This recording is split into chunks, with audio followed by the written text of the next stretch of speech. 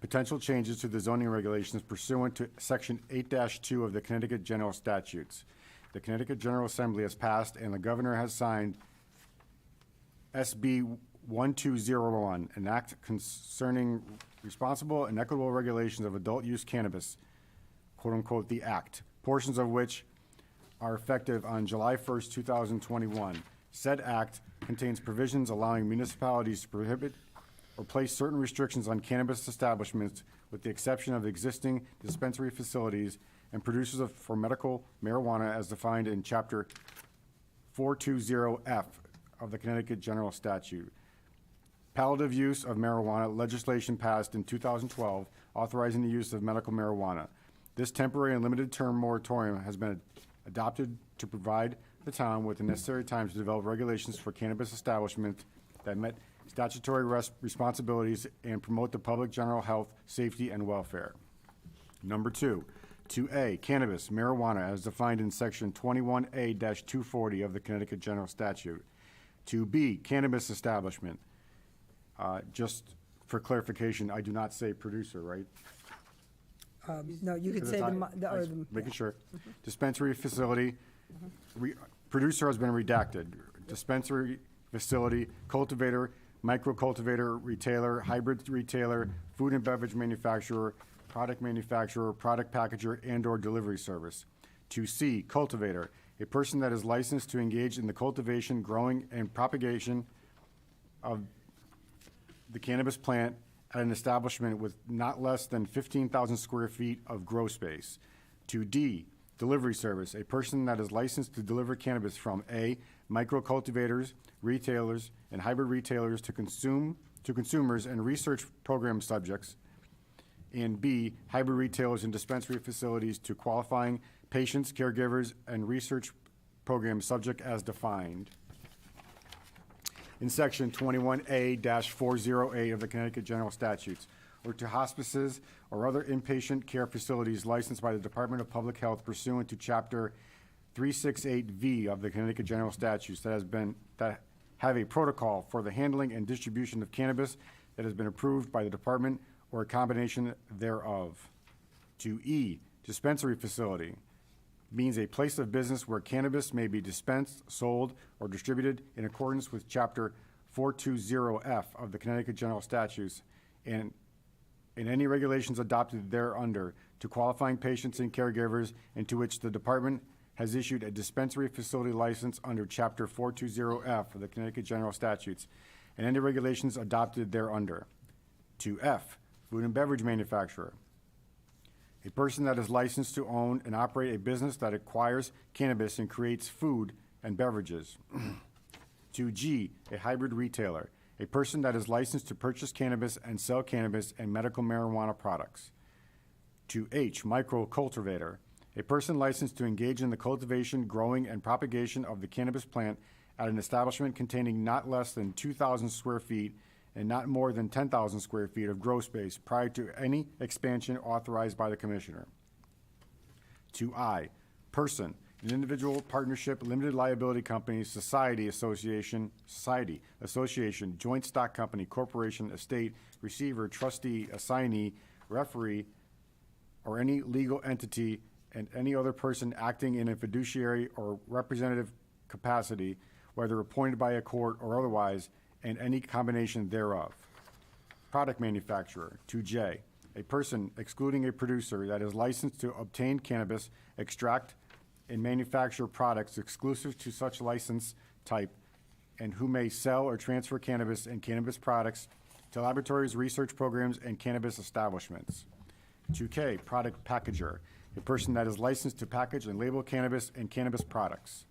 2L, retailer, a person excluding a dispensary facility that is licensed to purchase cannabis and cannabis products from producers, cultivators, product manufacturers, and food and beverage manufacturers, and to sell cannabis and cannabis products to consumers and research programs.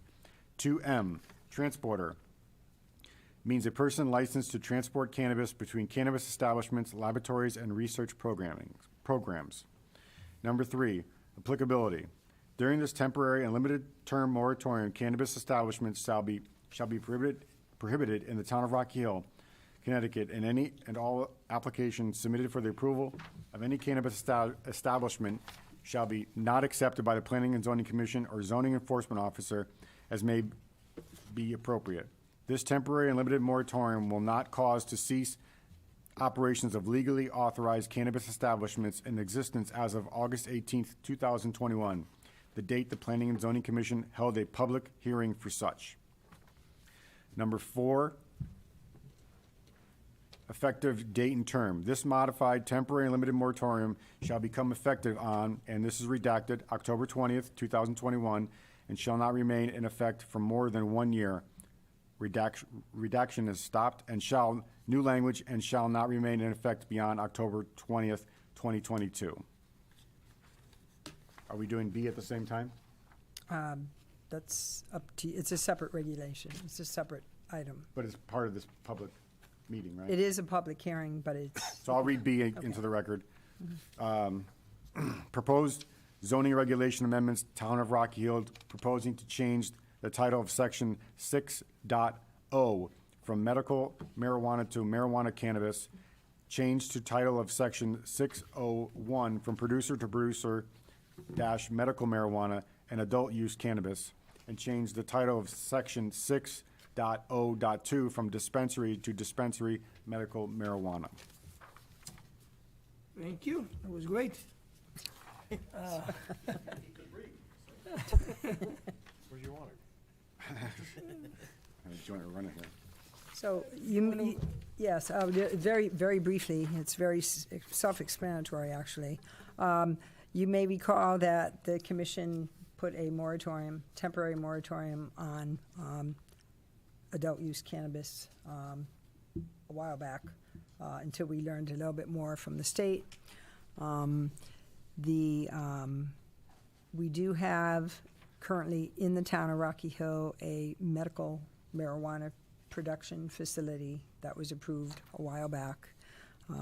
When they originally applied, they had the forethought, they purchased a larger building than they needed, and what they wanted to do was actually, they knew what was in the works for years, apparently, for adult use cannabis, and they're looking to produce the adult use cannabis in the same existing building, requiring no modifications.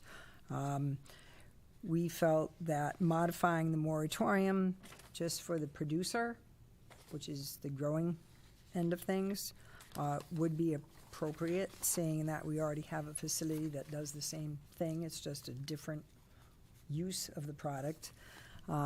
We also feel that we still have to deal with the retail end of things, but that's not the subject of this hearing.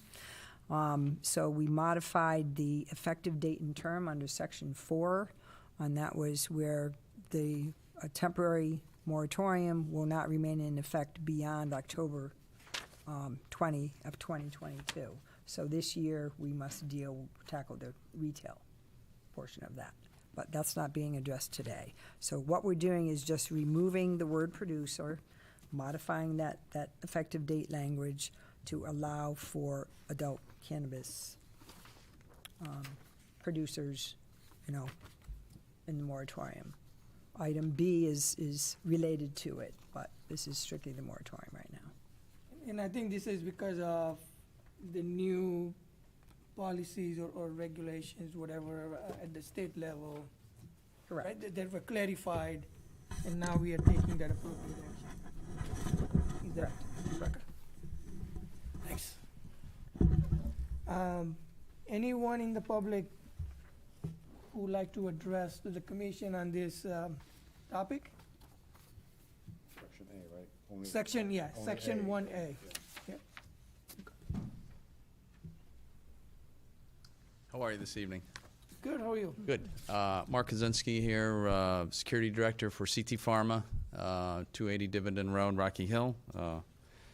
I just wanted to say we appreciate you considering this modification to the moratorium. It will certainly affect our business directly, obviously, as was just read into the record, and the change obviously is due to we originally applied for you know, in front of you guys, obviously the regulations for adult use was not passed yet. So once the state went past the medical use and they changed the regulations, so it's actually a separate license now for our company to be able to grow, do the same thing we're doing now for medical patients, we would do for the adult use program.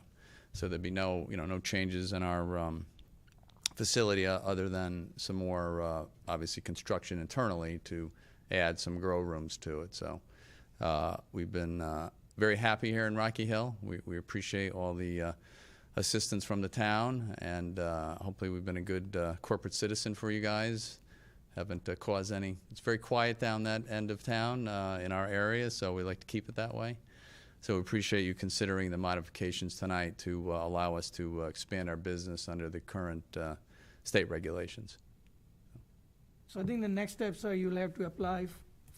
Yeah, so we would then be able to, once obviously it's approved, if it is, under your planning regulations, we would be able to apply for it's a separate license under the new regulations to grow for the adult use program.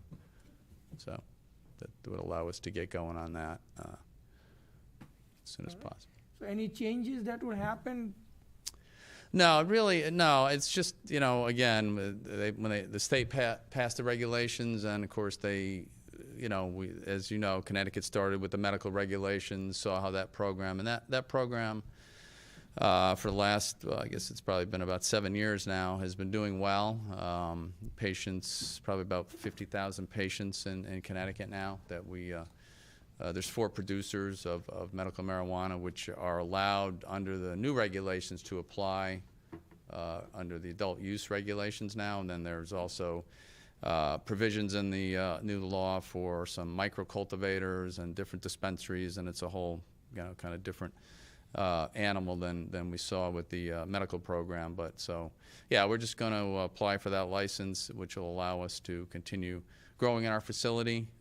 No changes other than we're going to add some grow rooms, because obviously once the adult use program gets up and running, the dispensaries that are medical use now that just can dispense medical use, some will get a hybrid license that if they apply to the state, they'll be able to go ahead and sell adult use products. And there'll be other dispensaries that'll, I'm sure, be licensed under the regulations that will sell just adult use. Not medical. The medical ones will remain obviously under the medical program. Both very similar programs, but so yeah, this will allow us just to add some grow rooms. We'll do everything the same that we do now, low key. We make a couple deliveries during the week out of there on a couple different days. Probably increase that schedule because the dispensaries are all over the state, obviously. So we'll probably have a little bit more activity as far as deliveries as they increase the amount of establishments that are selling adult use. But other than that, everything else will remain the same there, other than increase in jobs, which will be nice, and some more, construction activity inside the building. No change in the footprint. So, I think we don't have any other speakers. I think I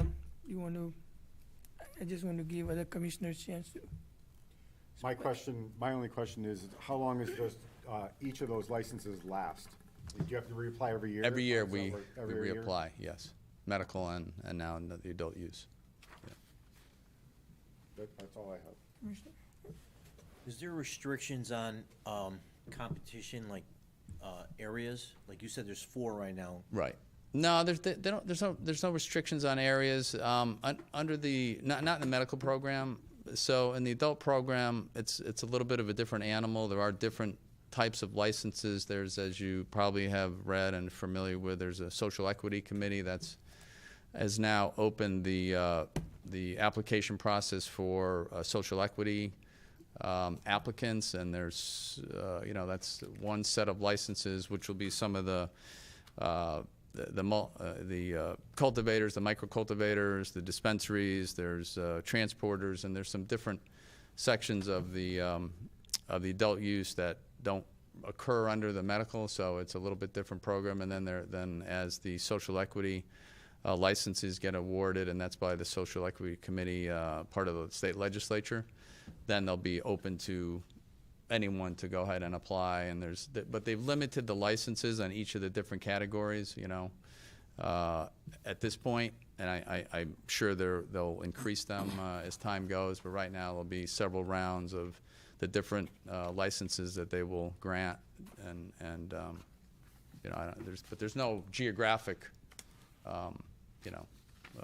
restrictions on it, other than when they grant the license to, they try and put, as far as what they did with the medical dispensaries, they tried to look at the different parts of the state to make sure that there were dispensaries and, around the state for people to go to. But the adult use, they'll probably do the same thing, but typically there's no restriction. You could change dispensaries, and if you wanted to drive across the state to go to a dispensary, you can do so.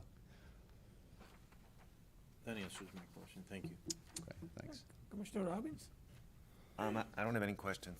Good.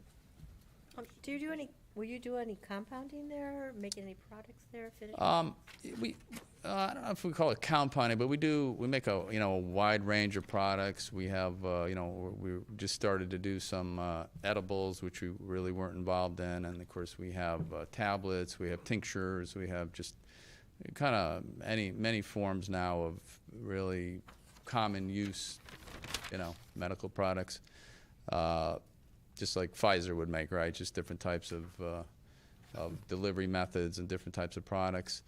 The adult use is a little bit different. All of our products under the medical program, we have different labels, and all the 4 different producers have their own special label. Under the adult use program, as it stands right now, all the labels and the bottling will be the same, and they're going to limit. I'm not sure of all the limits on the products now, but the products will be limited, and I'm not sure. I think even maybe some of the potency might be limited too under the regs. Okay. So it's a little bit different program, different, obviously not patients we're dealing with.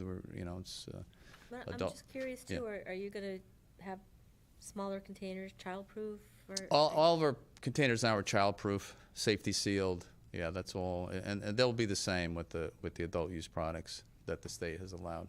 And really, many of the same regulations. It's security of the dispensaries, security of the producers. All that is the same. They're pretty much trying to stay as keep the standards the same for both programs in Connecticut, which is a good thing. And it's Connecticut has probably one of the best run programs in the country, honestly, not just because we're in it, but the regulations were passed originally for the medical program to make sure that the federal government, as we all know, is still illegal under federal law, but that we would not draw any attention and have any problems with our federal partners. We're very strictly run, and one of the few states, the only state, I believe, that has actually pharmacists in the medical dispensaries dispensing the product. So just like Walgreens, it's the same thing. I don't think there's another state that uses pharmacists. So, it's a very strictly run program, and I think they're going to follow through with the adult use program the same way, from what I could see from the regs. And will you be running a robust educational program for safety, especially with children? Yeah, again, we're very cognizant of obviously the way it's packaged, and I don't think Connecticut's allowing the gummy bears under the adult use program either. I don't believe that we can't have them under the medical program as far as edibles. So yeah, the regulations are very conscious of children and obviously getting into packages and things like that. So. Right, but you would be, Us? yes. Oh yeah, we do too. Yeah, we have a very robust program to get to our dispensaries and get to the public. We have a website that explains everything, and that'll continue. Modified a little bit, I'm sure, for the adult use program. But That's important. oh yeah, absolutely. Anything else? Commissioner Zarelli? Yeah, I just had a question to staff. We went through all these definitions as part of this here. Will they go into the definition portion of the regulations, or will they have their own special section? Well, right now, any decision on this would go to OPM at the state. This can certainly be incorporated, and it would probably be under a major category of either marijuana/cannabis. Because the only reason I ask is that I look at 601 and 602, and they define producer and dispensary, but then we go through a bunch of definitions here, which seem like they should go into the definition part of our regulations. I was just wondering, just for bookkeeping's sake, how this will play out once we go forward. Will they have their, everything having to do with cannabis will be in their own area with its own definition? We could have a separate, because this already, the medical marijuana started out as a separate section, and then we'll just add to it as needed. Yep. All right, that's all. All right, thank you. Thank you very much. Appreciate your looking at these proposals tonight. Thank you. Thank you. Anyone else who would like to address the commission on this topic? Seeing none, we'll move on. Motion to close public hearing A. Second. Second? All in favor? Aye. Any opposed? Motion passes, and just for the record, all the 5 sitting commissioners are regular members today, voting members. Kim, do you want to talk about item 1B? Obviously, in concert with the moratorium modification, there would need to be a zoning regulation modification. Currently, under 6.0 of our zoning regs, we have medical marijuana, which was approved quite a while ago. 6.01 presently calls for producer. 6.02 calls for dispensary. The proposed modification would be to modify the title of 6.0, removing the word medical. It would be marijuana, and on the copy I have, it's missing the / cannabis, but it would be titled marijuana / cannabis. Under 6.01, currently labeled producer, it would specify medical marijuana and adult use cannabis. Under 6.02 dispensary, it would strictly say medical marijuana, differentiating the two. All right. Anyone in the public would like to address the commission on this topic?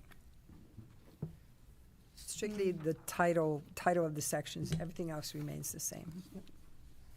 Seeing none, and commissioners, any questions, concerns? Just if we're gonna make those updates to align with the new rule, we still have all the other updates to address too, right? Correct. Yes, we do. So, so is there an urgent need to make the updates now, or should we just do it all at once? The reason why, I mean, we've been contacted by our only producer in town, CT Pharma. We were contacted a while back, and they do have licensing timeframes. And with licensing timeframes, there's startup timeframes as well, to get product growing. So that's why we as the town thought it best we see what the commission thought about changing that. And obviously, it could be fine in the moratorium, but if you don't have regulations to follow, then you still wouldn't be allowed to do it. Okay. It is not affecting, in this particular instance, it is not affecting the property at all, except for construction inside the building. Any other questions? Motion to close public hearing B. Second? All in favor of the motion? Aye. Any opposed? Motion passes.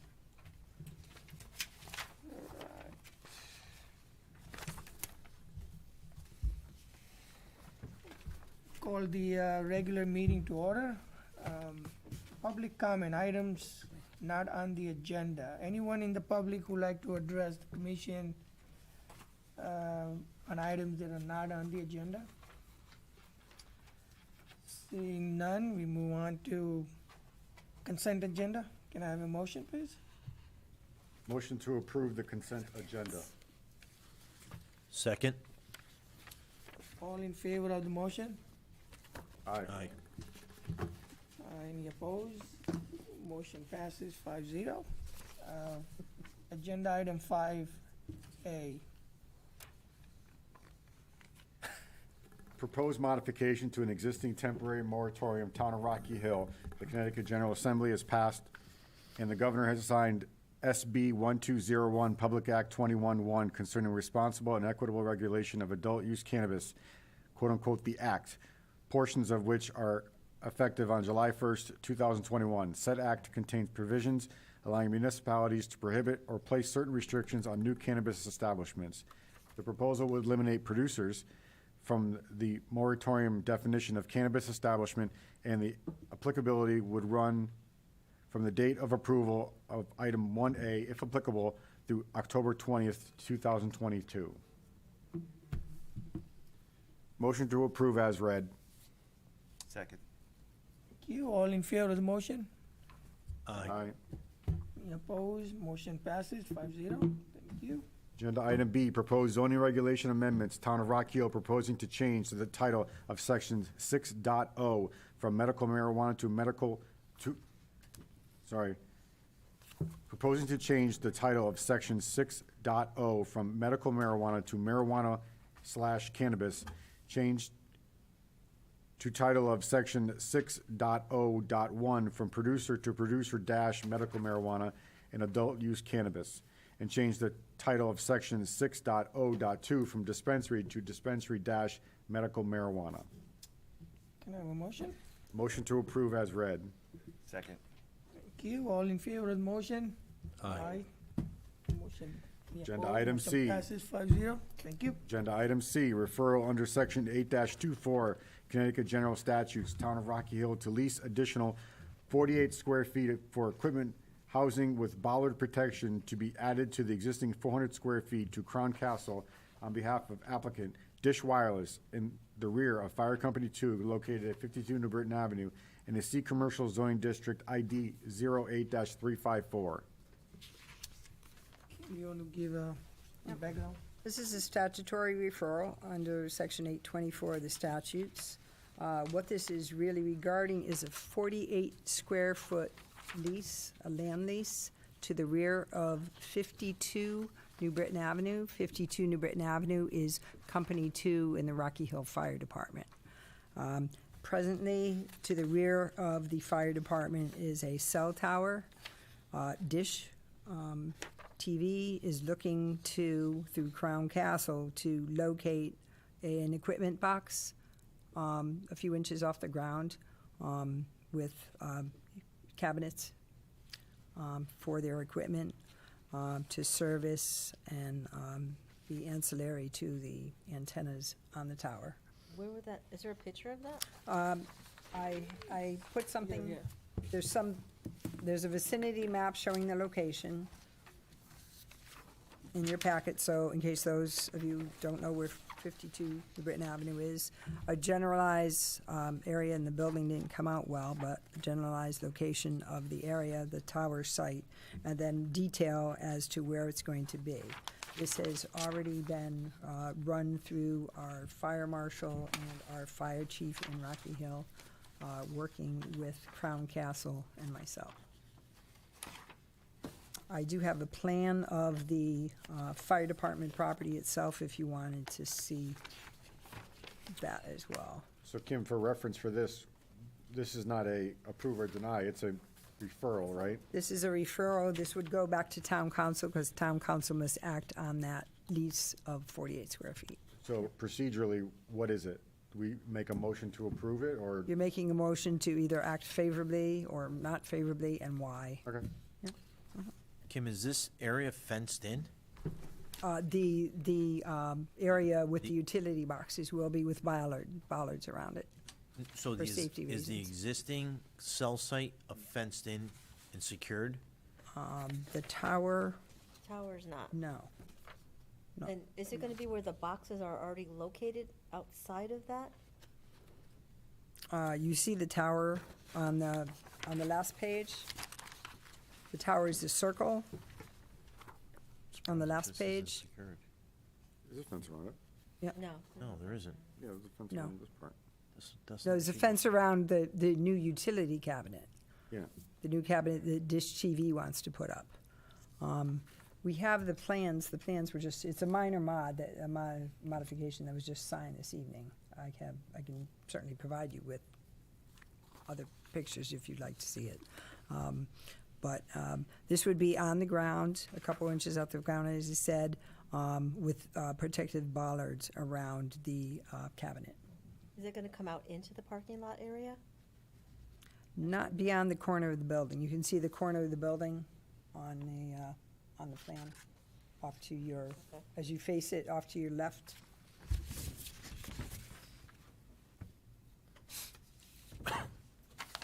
It's just over 10 feet off the building. Kim, do you know if this is gonna be, it shows that they're placing a meter here, so is there a transfer switch for them to run a generator to this if they lose There's a power? generator that's already going On in. site? Correct. Across the driveway. There's a driveway between this and the generator that leads back to the fire training station. So this will be powered through the generators existing, okay? Any other questions? Seeing none, can I have a motion? Motion to recommend the referral. Second. All in favor? Aye. Opposed, motion passes.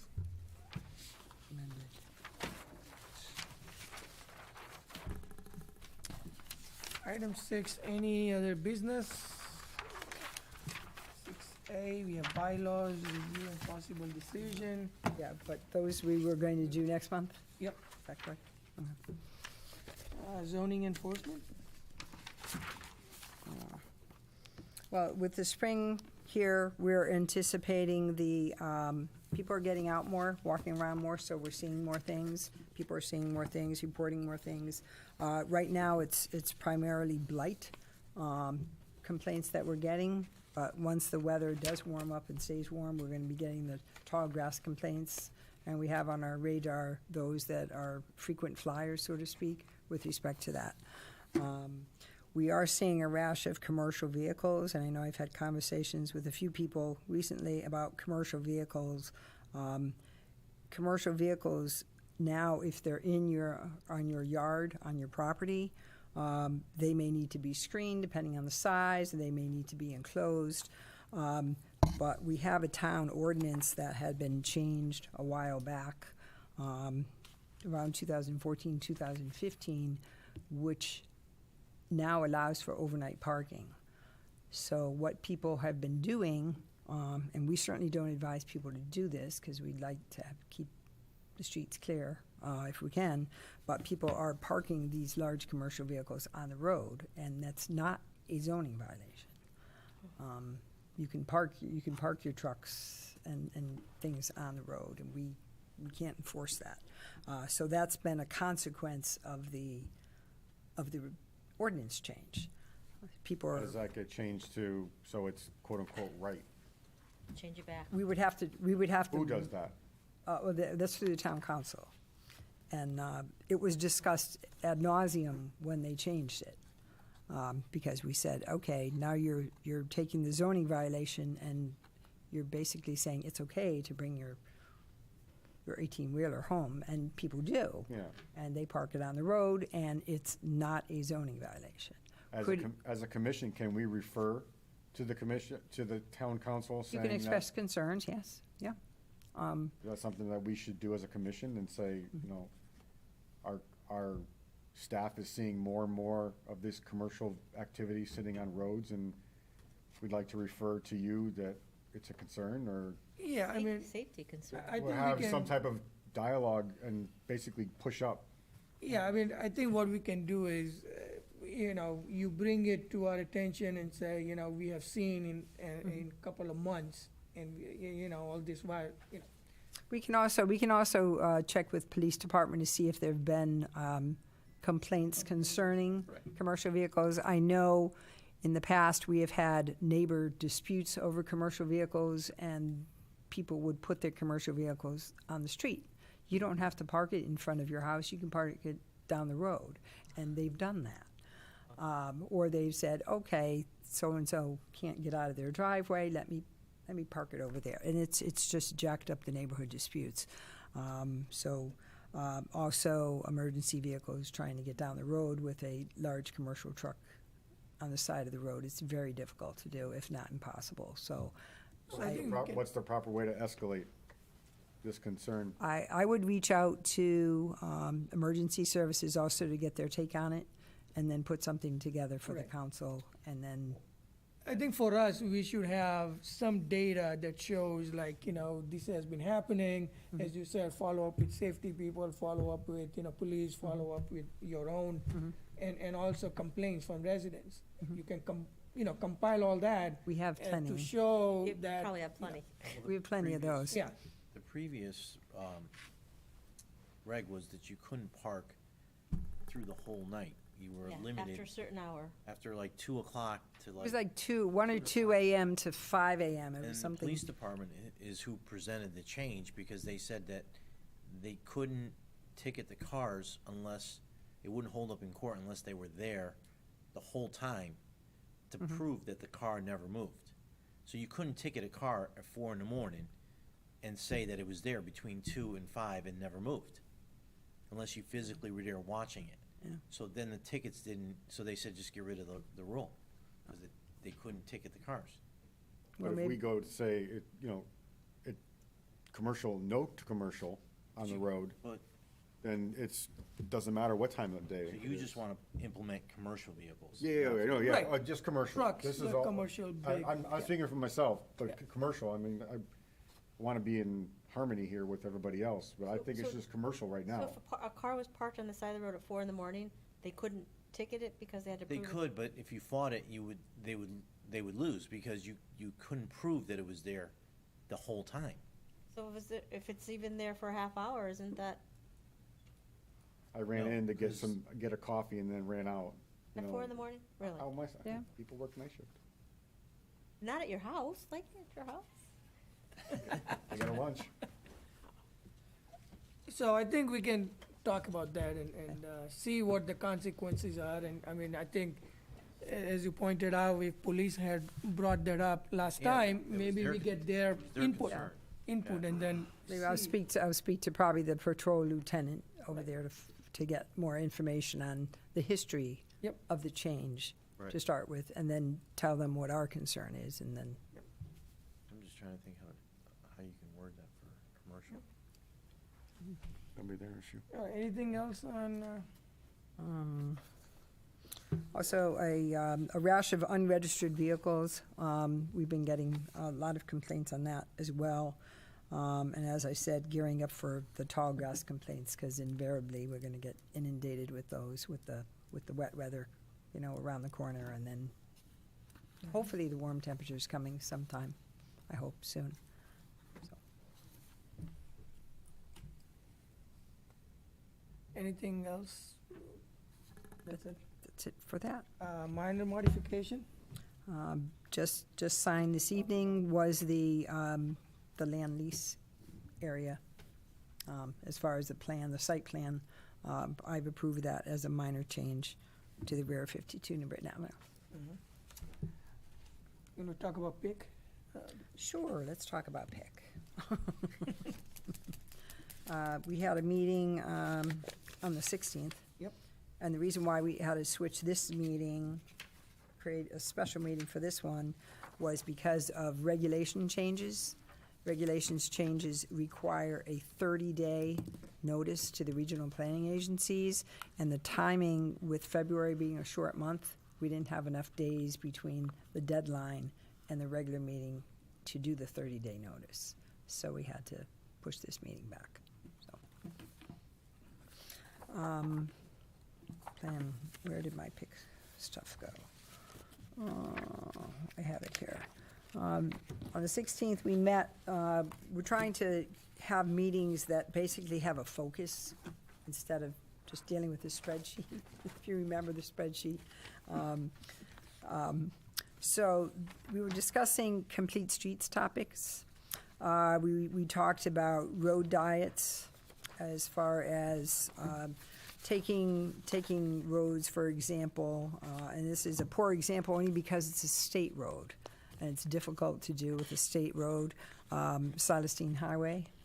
There's been discussion with the state as far as taking a portion of Celestine Highway, like they've done in Weathersfield, but actually taking the existing pavement, reconfiguring lanes so you may have a dual turn lane in the middle, and maybe reduce the number of lanes, but do the dual turn lane in the middle, and maybe doing a stretch of the Silestein Highway, could possibly be from Elm Street south down to Dividend. It could possibly be between Elm and Parsonage. But those are the types of things to make a street safe, maybe reduce speeds. So we talked about that more generally. We talked about sidewalks, which is a favorite topic of a few folks. We talked about, we actually had some residents present. There was a member of the committee that posted it on his Facebook page, Walk Bike Rocky Hill, and I actually thanked him for that. I think that's a great idea. He posted the agenda on there, and we did have a few residents talk to us about sidewalks. One resident was looking at sidewalks on Hayes Road to basically provide that connection. A few talked about sidewalks in the Century Hills area, around Century Hills Drive between Cold Spring and looking for sidewalks generally in the area between Cold Spring Road and West Hill School, trying to do that connection. Along New Road, along the frontage of the former Straska Farm, which is now town property. Looking for crosswalks at Cold Spring Road at various locations. We talked about adding more bike paths in Rocky Hill, and then we got into a discussion, and we have to do some research as far as liability goes with respect to share the road signs, just the sign putting share the road, bike-friendly community, just putting that sign up, bike-friendly versus painting actual bike paths on streets, and which streets would we choose. We talked about sidewalks in the Maxwell Park area. There was a woman that was present that would like to see sidewalks over there, and she actually was interested in the committee as a whole. She did call me later and say that she was interested, so I might ask her to come to our meetings all the time. Washington Street, we talked about the connectivity to the river, which has always been priority. We looked at Washington Street. We have Washington Street from the Town Hall campus over to Glastonbury Avenue. We looked at Pratt Street.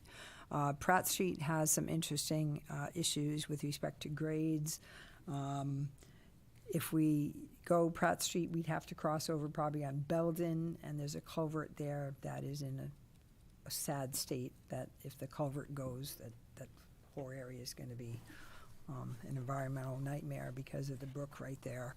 And that culvert would have to be replaced or put in a pedestrian bridge, which is very expensive. France Street, talked about connecting the sidewalks that are there remaining to be filled in. With respect to connectivity to the river, Glastonbury Avenue seemed to be, though it does have its own issues, but seems to be the more ideal location, the more ideal way to go.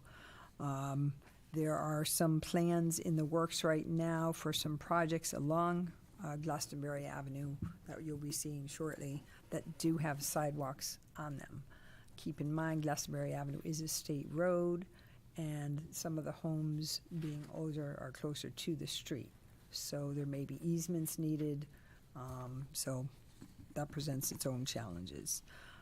Currently, the town uses about $100,000 in LoCIP funds, state funds, to do sidewalks, and that's a budgeted, that's an item that we typically do every year. And typically, it's either sidewalk repair or small infill projects. So if we can prioritize sidewalks and where we want them, then that will help with the sidewalk programming in the future. So that was a very good discussion, I thought.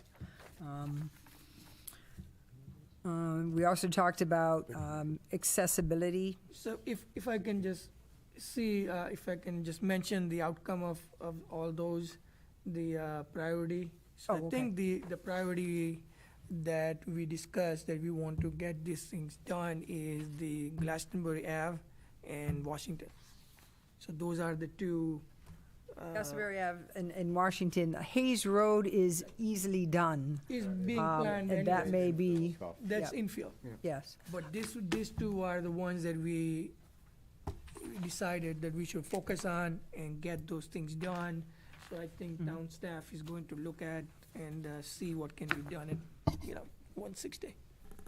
They're also doing sidewalks. They've already surveyed, and sidewalks have been designed for Elm Street, the curve on Elm Street. So that will be coming in probably next year. That'll be done.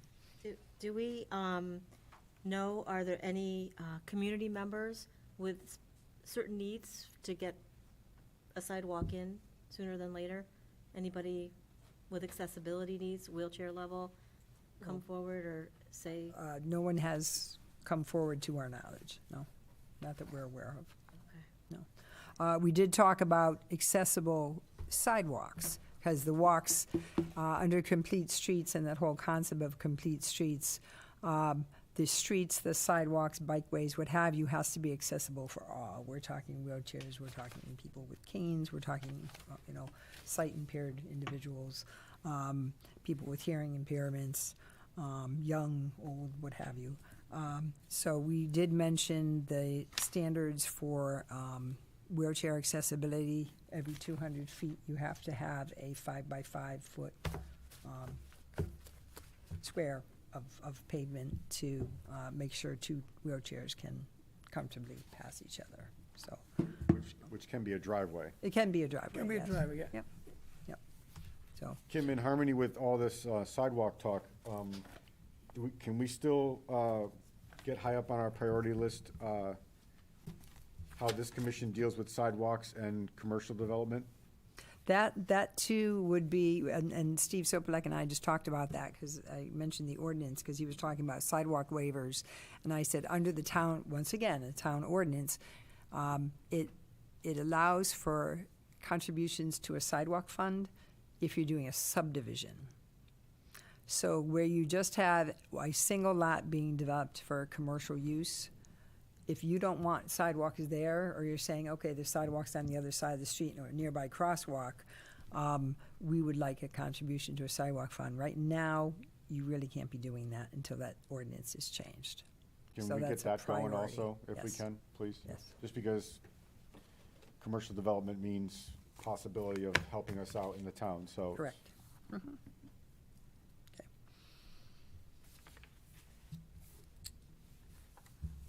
I think that's pickup day, right? And we decided, I think we're going to have, the next meeting would be April 6th, Wednesday, April 6th. And then the next one, June 1st, August 3rd, October 5th, December 7th. One picture. Okay.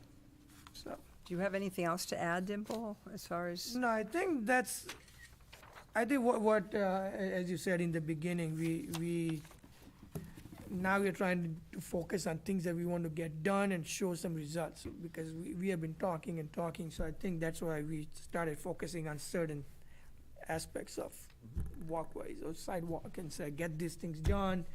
So town is planning to do the survey. I think Steve Sopelek and his new staff. Trying to Where- survey along Survey. Glastonbury Avenue. Obviously, we have to work with the state on that, so it's, won't necessarily be an easy thing to do, but Right. it's not insurmountable. Kim, Steve mentioned that Glastonbury Ave was a 50-foot right-of-way. Is that correct, the whole length? I think it does vary. I think it varies. Because you stated you might need to get easements. There may need to be easements on some of the properties, yeah. And some properties like steep write-off and all that. So I think what happens is we were also looking at if you go on one side and then Cut across. cut across and go to the other side. Because what will happen is it will start adding money, now that you have to put a retaining wall and all that. So we'll see what comes about. I think they're going to do the survey and let them come back and we can discuss. Let the pros do it. Yeah, I think they were talking about sidewalks from the town hall campus over Washington Street, crosswalk across Glastonbury Avenue keep in mind the Foundry project, which is still viable with modifications. That parking lot would have sidewalks that entire length. The legislature, because of COVID, what have you, they have added on 19 years to certain site plans and things. 19 years Yep. for a deadline, so, Great. yeah. Someone else will have to deal with that at that Gift point. that keeps but- on giving. So, Yeah, so on the Glastonbury Ave, the developer is going to do, I think from the railroad to Washington Street. So that's his, on one side. on one side, Right to that first house. yeah, and 160. So, we are focusing on the other ones because we can't get to the private property. Legislation,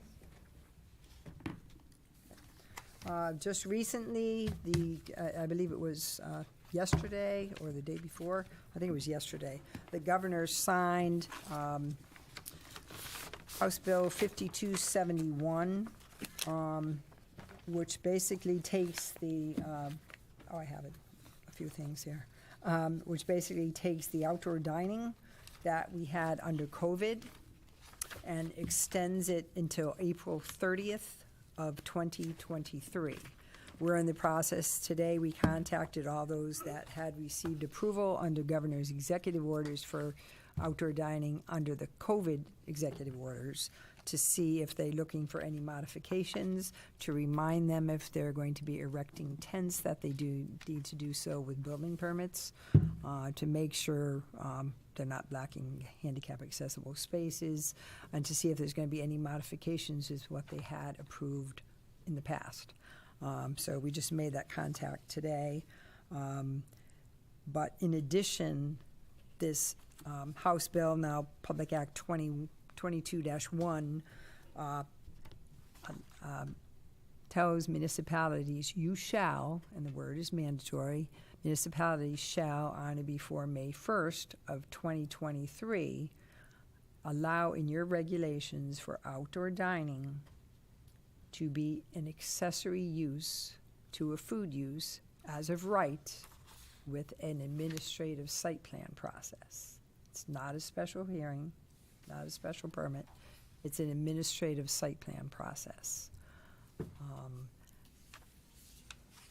I don't see all of our restaurants in town doing this, but I do see some of those that have outdoor dining approved under governor's executive orders coming in to have this done. We will have to rewrite our regulations to add that, so that'd be another public hearing. By May of '23? May, Or do we need to start working on it now, or? it's May, by May 1st, 2023, we have to have that in place, which we will, so We we'll will. start working, yep. we will. Are we seeing any concerns, any comments, any complaints? This just happened yesterday, so. No, meaning, We- when we had done extensions in the past. we've- Outdoor seating. Outdoor seating, we have the usual complaints from certain locations that haven't changed. We have the restaurateurs obviously like it and have obviously, some of them have modified what they've done because they're seeing that certain things aren't working for them. But for the most part, we've seen a lot of positive. Because I think we should learn from what's working, what's not working, and address it appropriately rather than. We've had a lot of positive feedback from the business community, obviously. No problems with parking? We haven't had any problems yet, and keep in mind, they are allowed to go into parking areas, but we're also, through the years, we've reduced the number of parking spaces required because of drainage and MS4s and all that, so. So we have to look at the site plan closely when they do come in, but if it's been working in the past, there really should be no problems. So Kim, this is just restricted to restaurants, because in the past, there was outdoor storage was was part of that? Oh, retail is included also, but there's a different section in that act about Okay. outdoor retail sales. We've had, that's also allowed. That gonna be has been extended? extended Oh, it is. as well. We haven't had as many requests for that. I know, for example, Walmart, they actually have come in before the commission to allow that on a regular basis. But now we have, under executive orders with COVID, Ace Hardware, for example, came to us for outdoor retail sales. And they have taken up a few parking spaces in their parking lot for Storage. storage. Yep. And retail sales, yep. And that's okay. And that's okay under governor's executive orders and this public act, yes. So now it's a law now. Before it was executive order, now it's law. And I believe on the table, I think I printed out 22-1, Public Act 22-1. So that just, it's kind of like hot off the press, so.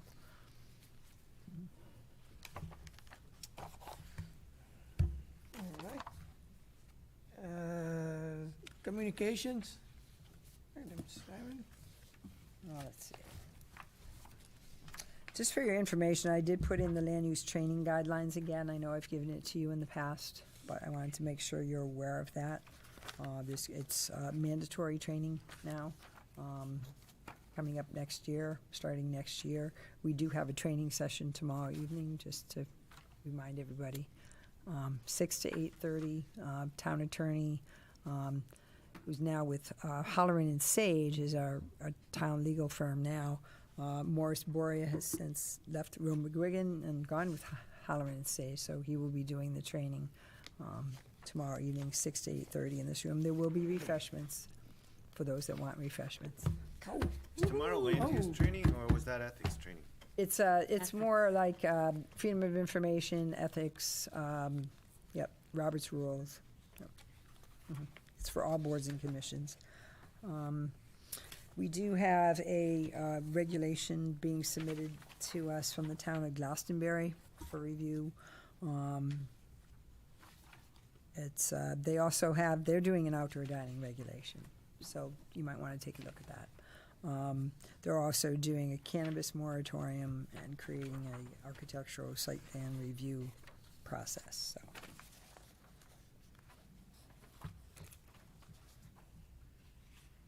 I'd like to point out the Yes. affordable housing or the appeals list. I don't know if people are familiar with that statute requirement. So, you know, when you look at 2021 affordable housing appeal list, exempt municipalities, so that statute requires 10% affordable housing. And if you have 10% and more, you are exempt. So you can see we are not in the top, table. We are in the non-exempt municipality, and Which is the majority of towns in the state. right. And you can see we have 5%. 5.13, yeah. And usually what I try to do is I compare, with our neighbors. For example, Berlin, and they have 9%. They're They are close. doing a They're lot of close. affordable housing projects and requiring like at least 10, 15, 20%. You can look at Weathersfield. Weathersfield is 9.18. Cromwell is 6.57, more than ours. So I think this is, and I'm raising this because it's important to keep this in mind when projects come and when we talk about affordable housing, deed restricted housing. It's very important because if we don't meet the 10%, 8-30G kicks in, and that is very hard to, the onus is on the municipality when the municipality denies housing proposal. So, and 99.99% municipality loses if they go to court, you know, based on what, at least I have seen. So, I think that's it, I don't know if Kim, you want to add anything, it's on that. How do you fix that if you don't have any new developments going in? Well, one of the I know one of the things we talked about, and talking to consultants with affordable housing plans, is the Solestein Highway. And I know Dimple and I think, have had this conversation about creating mixed-use spaces along Solestein Highway, because there are vacancies. I mean, every town has vacancies. We're seeing an increase in the need for industrial space, less so much for retail space, and we have vacancies along Solestein Highway. Could some of these two-story buildings on Solestein Highway that may have vacancies maybe house affordable units above retail and become mixed-use projects? Whether or not we get some of the units to be affordable or all the units to be affordable, it may be a wise idea to look at mixed-use zoning along Solestein Highway, at least up until traveling north to Parsonage Street. That's one thing. They also talk about infill housing, where there may be vacant lots, even in a commercial space, along a commercial corridor, where you may build small, like 4-unit complexes that may be. Have we ever Mix. modeled what it would take to achieve what the state's looking for? We have not, no. No, and I think, You mean how many more units how many more? Well, I mean, 46% of the units in town are multifamily. If 10% of those all had affordable housing units within them, We would be minimum. Yeah. we'd be still fine. be like at, let's see, 5%, Yeah. right? So we're at 5% now. How many more actual units would we But need? how do you get an affordable unit out of a single-family house?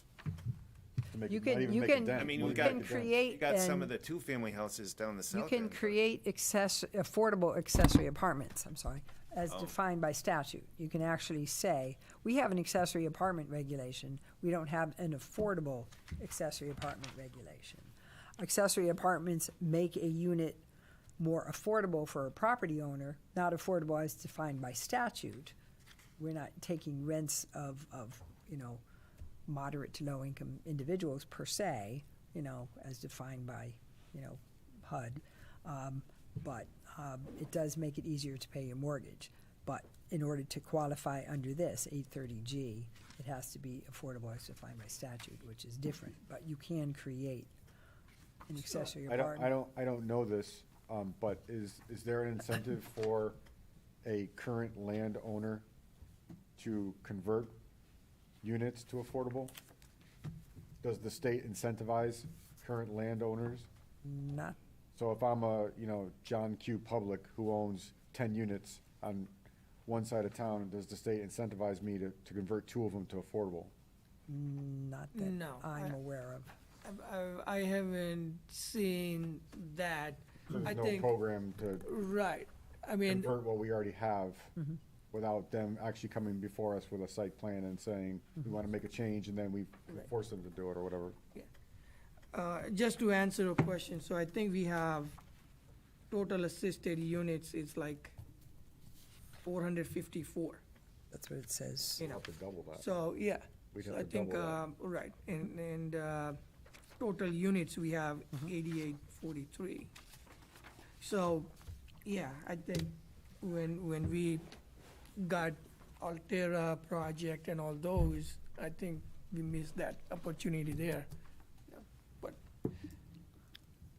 But I think this is something we should keep in mind and, try to address, because new regulations or laws are coming down, and they are, right, I think, last year they passed their law, right? That's where, requiring affordable housing and stuff, I mean, they were, Correct. or were they working on this session, I forgot, but Are we capturing everything? Are these statistics current? Are we capturing everything that we, I mean? Yeah, I mean, this is last year's list, but Okay. this is last year's list. We only have 454 assisted living units?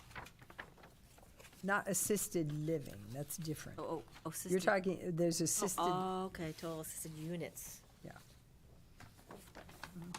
Because you could have the Section 8 vouchers. You could have the CHFA mortgages.